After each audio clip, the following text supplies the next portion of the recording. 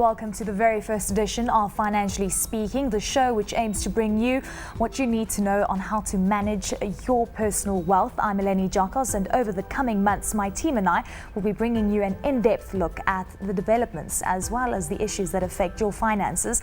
Now, during his maiden budget speech, Finance Minister Pravin Gordhan laid out the financial path for the year to come. There were announcements on tax as well as various subsidy adjustments. In this edition of the show, we'll be taking a closer look at these budgetary changes that are set to affect your pockets. Right, and joining me now to take us through Budget 2010 is my guest host, Raylan Dunbar from FinLogic.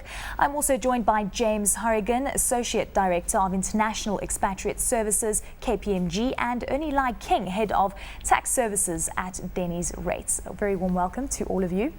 Right, let's start off with the fact that the budget was seen as quite an uneventful event in many aspects, and some say that it wasn't really conducive to a great environment for the South African taxpayer. Ernie, let's start off with you. What are your thoughts? Difficult budget for the minister, Eleni, and we've seen the flack that he's received since from the left. So difficult budget for him. As far as individuals are concerned, not a great deal. There was 6.5 billion rands worth of relief for fiscal drag.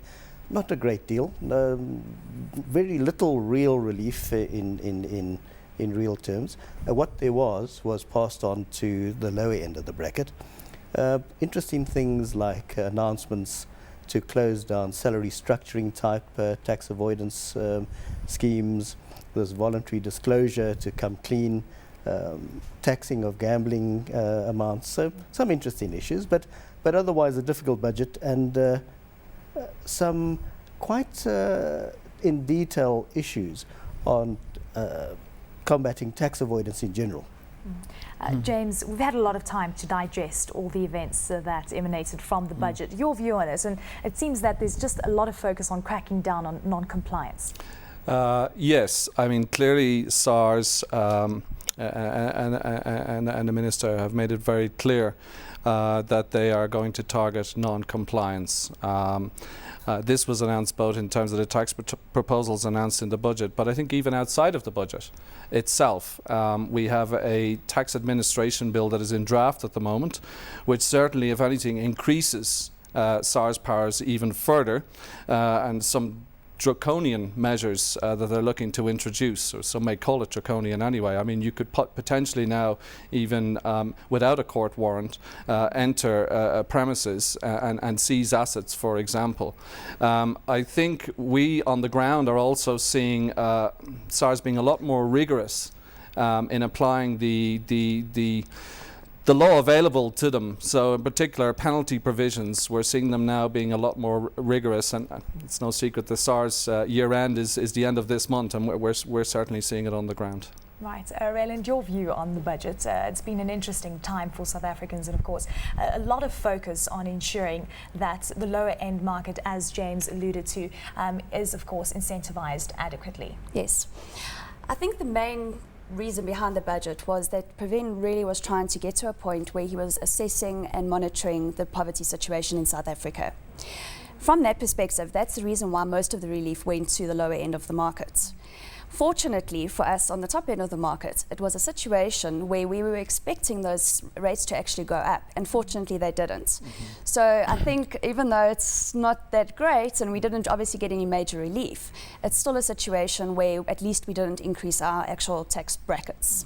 Right. Yes. Could I just come in there? I think it's a fair comment, but I think what also can't be missed, and this is not a new phenomenon. This is applied for a number of years now. Yes, there are plenty of countries that have a higher tax rate than South Africa. Your near neighbours, Australia, have a top rate, I think currently, certainly last year it was 45%. But the key measuring tool is when do you actually hit the top rate? And in that regard, when you compare, and I look at a survey that KPMG did last year of over 85 countries, South Africa is in the top quartile, the top quartile there, the top 25% in when you actually hit the top rate of tax. And fair enough, some countries like, as we said, Australia has a 45% top tax rate, Japan 50%, but if you take someone earning $100,000 equivalent, which is what, approximately 800,000 rand, the effective rate, the actual average tax rate will be higher if you're in South Africa as compared to Australia and Japan. And they also have a national insurance scheme as well, which obviously differentiates them in terms of what we're experiencing here in South Africa. Absolutely, absolutely. Only your view on that? Just following on from James's point, the issue is to look at the debt tax rates, because if you look at some of the Scandinavian countries, their marginal tax rates are even higher, but the social benefits that they get in return are very significant. So if we look at the South African position, where we hit the top marginal rate very quickly, compared also to very little benefits that we get back in terms of health, in terms of pension, in terms of free education, the net tax rate in South Africa is particularly high. Sorry? That's really because there's a small amount of South Africans that are actually taxpayers. And obviously that's affecting the 40 million odd South Africans that are not employed. And especially the younger kids coming out of school and that type of thing are really in a situation right now where they're battling to find jobs.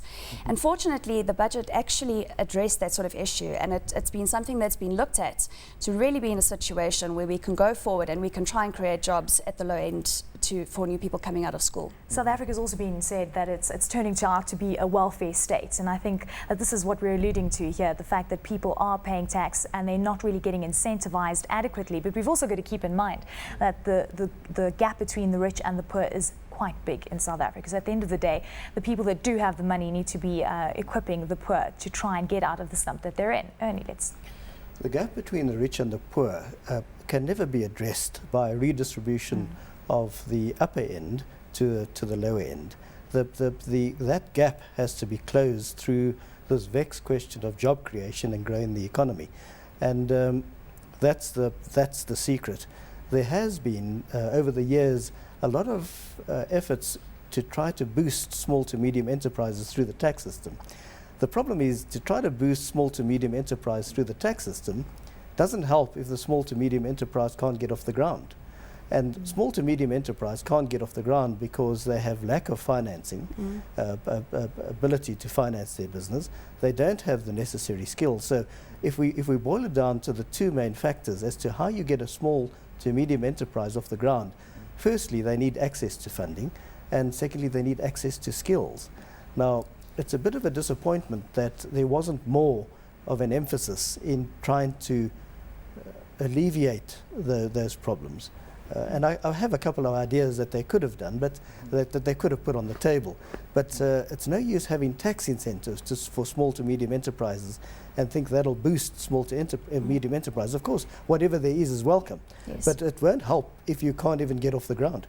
I see you agreeing there, James. Give us your view. I agree, and I'd just like to maybe pick up on one point about the lack of skill. The lack of skill set there, and I suppose the term brain drain, and it goes back to our point about the top rate of tax as well. If South Africa is serious about attracting people with the necessary skills, there has to be incentives to bring these people in, because these people we're seeing a trend towards more global mobility, and these people who are talented and highly skilled can migrate to whatever country they really wish to, and I didn't see anything in the budget to attract them.